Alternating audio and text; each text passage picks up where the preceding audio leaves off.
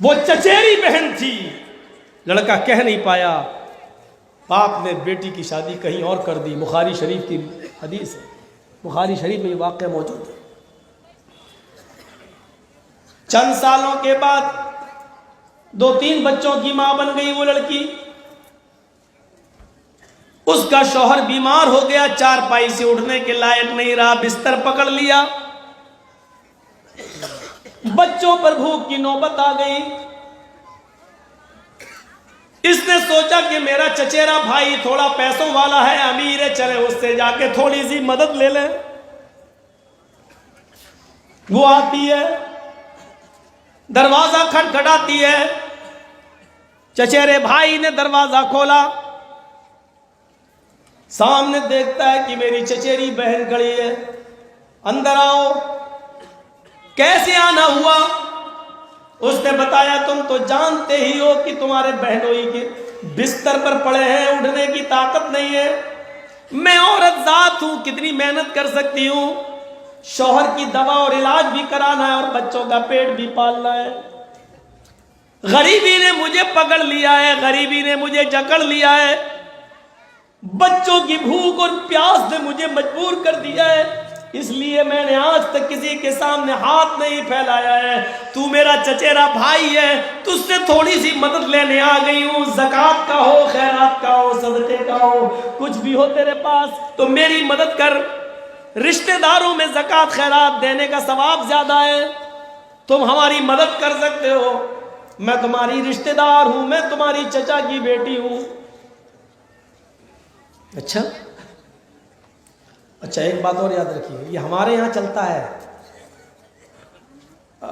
हमसे जो छोटा भाई है मेरा, वो मेरे बच्चे का चचा होगा। लेकिन अगर कोई बड़ा भाई है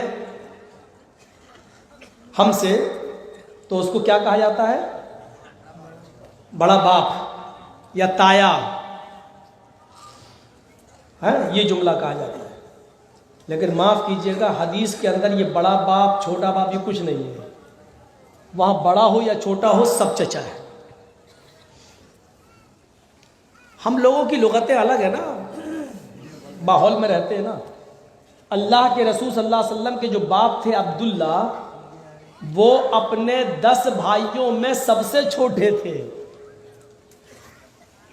और उनका इंतकाल हो गया। तो गौर से अगर देखा जाए तो अब्दुल्ला जो नबी के बाप थे, उनसे बड़े थे सब। अबू तालिब बड़े थे, हमजा बड़े थे, अब्बास बड़े थे, सब अल्लाह के नबी के बाप से बड़े थे रिश्ते में, वो उम्र में सब बड़े थे। लेकिन अल्लाह के रसूल ने सबको चचा कहा, सबको। हमजा चचा, अबू लहब चचा, अब्बास चचा। इसका मतलब ये हुआ कि बड़े बाप को भी चचा ही कहना चाहिए।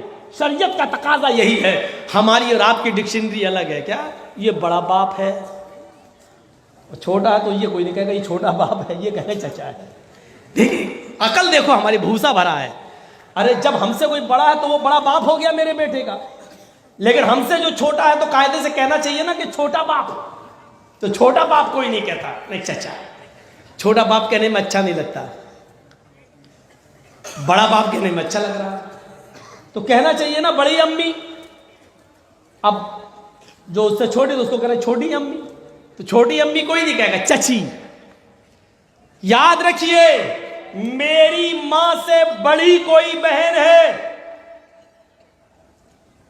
तो वो भी मेरी खाला है, और मेरी मां से छोटी कोई बहन है तो वो भी मेरी खाला है। इसी तरीके से किसी से बड़ा कोई भाई है तो वो भी मेरे बच्चे का चचा है, और उससे छोटा कोई भाई है तो वो भी मेरे बच्चे का चचा है। इसको बदलने की कोशिश करो अगर रवाज बना सकते हो ऐसा। तो इसीलिए मैं कह रहा हूं चचेरी बहन, चचेरा भाई, क्योंकि दोनों एक दूसरे के चचा, चाहे छोटा हो चाहे बड़ा हो, बड़े अब्बा की बेटी, बड़े, ये कुछ नहीं। चचेरी बहन, चचेरा भाई। तो कहती है कि मैं तेरी रिश्तेदार हूं, जो भी देना चाहे दे दे। उसने कहा है मेरी चचेरी बहन, आज मैं तुमसे अपने दिल की बात कहना चाहता हूं। जी बोलो भाई, क्या बात है? आए मेरी बहन, मैंने मैं तुमसे बेहद प्यार करता था। शादी से पहले भी मैं तुम्हें दिलो जान से चाहता था। मैं तुम्हारे साथ निकाह करना चाहता था, लेकिन मैंने सोचा कि अभी तुम्हारे अब्बू तो कुछ टाइम लगाएंगे निकाह करने में, कोई अच्छा मौका होगा तो हम देखकर उनसे बात कर लेंगे या तुमसे ही कह देंगे। लेकिन ऐसा मौका नहीं आया और एक दिन पता चला कि आपका रिश्ता तय हो गया और निकाह कर दिया गया। उस दिन मुझे बहुत तकलीफ हुई, लेकिन है मेरी चचेरी बहन, मोहब्बत मुझे आज भी है तुमसे। अब निकाह तो मेरे साथ नहीं हो सकता क्योंकि तुम किसी और के निकाह में हो, लेकिन हां मोहब्बत दिल में अभी भी है। इसलिए मैं तुम्हारे सामने एक पेशकश रखता हूं। आज की रात तुम मेरे बिस्तर पर आ जाना, मैं तुम्हारी मदद अभी किए देता हूं और आज की रात मिलने का वादा करो। उसने समझाया, शर्म करो, ये तुम क्या कह रहे हो।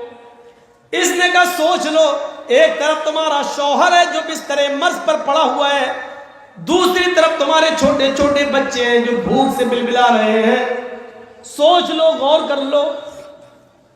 वो मजबूर थी, बच्चों की भूख उस पर देखी नहीं जा रही थी, शौहर की बीमारी ने उसको मजबूर कर रखा था।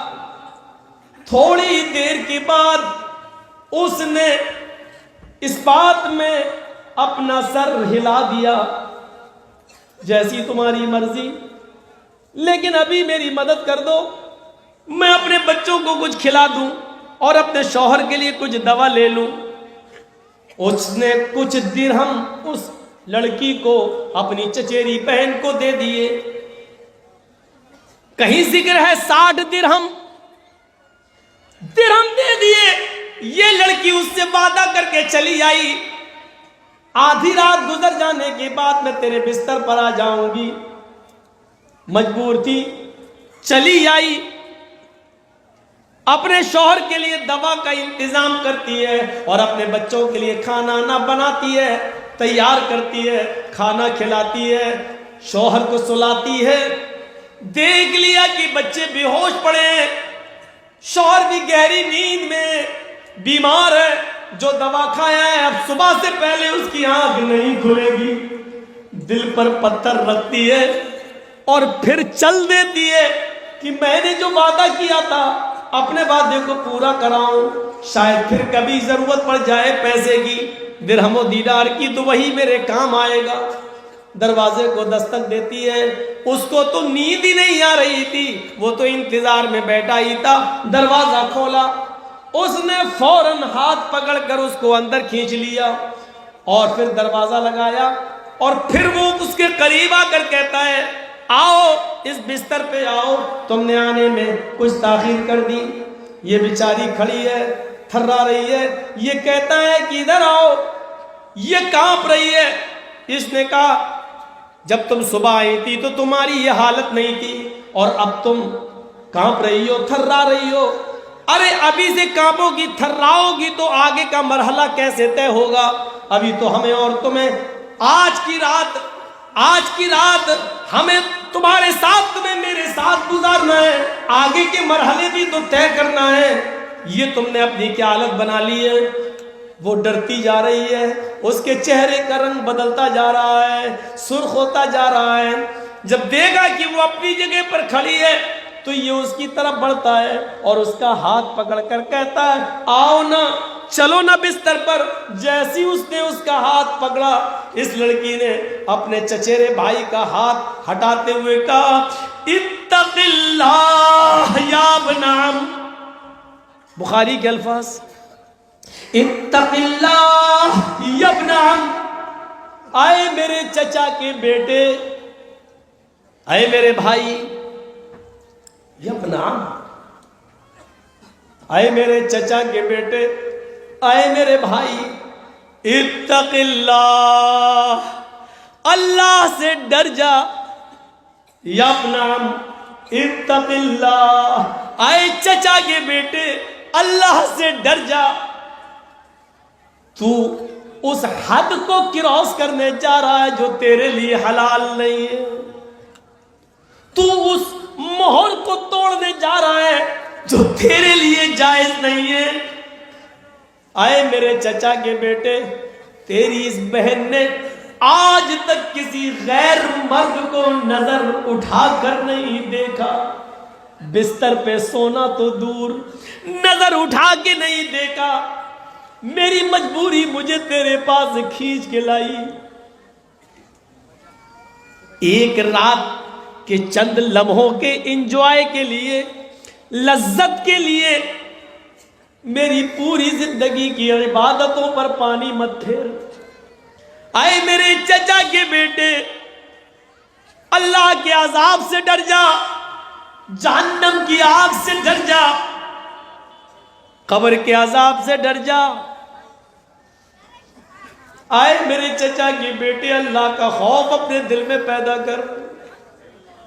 सिर्फ एक ही जुमला बोला, इत्तक़िल्लाह, अल्लाह से डर। अल्लाह अल्लाह निकलते ही कांप गया। जिसने पूरी जिंदगी गुनाहों में गुजारी हो, लेकिन आज उसके सामने अल्लाह का लफ्ज इस स्टाइल में आया कि वो कांप गया और कहने लगा, मेरी बहन तुम ठीक ही कह रही हो। तुम तो एक काम पर, और वो भी अभी किया नहीं है, तुम तो एक गलत काम पर, हालांकि अभी वो तुमने किया भी नहीं है, इतना डर रही हो। हाय मेरी तो सारी जिंदगी गुनाहों में चली गई, मेरी तो सारी जिंदगी गुनाहों में मुलव्वस हो गई। तुम तो एक काम पर इतना डर रही हो, हालांकि वो काम अभी तुमने किया भी नहीं है। इतना डर रही हो, कांप रही हो, मुझे कितना डरना चाहिए। आए मेरी बहन, जा जा, वो मैंने 60 दिरहम तुझ पर छोड़ दिए, और जरूरत हो तो और ले जाना। जा, मैं तेरे साथ अब गलत काम का इरादा नहीं रखता। कहने लगी, क्या ये मेरा वही भाई बोल रहा है जो अभी मेरे जिस्म के साथ खेलना चाहता था? हाँ मेरी बहन, ये तेरा वही भाई बोल रहा है। तू जा सकती है, मजबूरी हो तो फिर चले आना, मैं तेरी और मदद कर दूंगा। वो जाने लगी, दरवाजे के करीब पहुंचती है, जाने लगी, पीछे मुड़कर अपने भाई को फिर देखती है, कहती है मैं जा रही हूं। इसने फिर मुड़कर कहा, आए मेरी बहन जाओ, लेकिन एक गुजारिश है तुमसे। कहा क्या? कल कयामत के दिन जब अल्लाह मेरा हिसाब व किताब ले और मेरे नाम आमाल में गुनाह ही गुनाह हो, और फरिश्ते को हुक्म दे दे इस गुनाहगार इंसान को जहन्नम के अंदर फेंक दो, क्योंकि अपने नाम आमाल में कोई नेकी लेकर नहीं आया है। और जब मुझे फरिश्ते घसीटते हुए जहन्नम में डाल रहे हो, तो आए मेरी बहन, उस वक्त मेरे रब के सामने इतनी गवाही दे देना, क्या अल्लाह ये मेरे साथ भी गुनाह करना चाहता था, लेकिन जब मैंने तेरा नाम लिया, अल्लाह से डर जा, तो इसने तेरे खौफ से मेरे साथ जिना नहीं किया, मेरे जिस्म के करीब नहीं आया। अगर मेरे साथ जिना से बचाने वाला इसको कोई चीज थी तो वो तेरा डर था, तेरा खौफ था, तेरा खशियत थी, तेरा डर था। बस इतनी गवाही दे देना, शायद तेरी गवाही से अल्लाह को रहम आ जाए और वो मुझे बख्श दे। ये कहकर उसको रुखसत कर दिया। पूरा वाकया बयान करने का मकसद सिर्फ इतना है कि पूरी ज़िंदगी गुनाहों में गुजरी थी उसकी, और जिना के करीब। और याद करो, जिसने पूरी रात दिमाग ही बना लिया हो कि अभी आती होगी, जहन बना चुका हो कि हम उससे मिलेंगे, आज दो जिस्म और एक जान होंगे, और ऐन मौके पर उसके अरमानों पर पानी फेर दिया जाए और ये कह दिया जाए कि अल्लाह से डर जा, क्या बीती होगी। लेकिन अल्लाह का खौफ उसको कैसा था कि फौरन उसने कह दिया, जा, मैंने तुझे नजरअंदाज कर दिया। इत्तक़िल्लाह, अल्लाह से डर, ये जुमला जैसी उसके अंदर आया, सुना, कांप गया और थर्रा गया।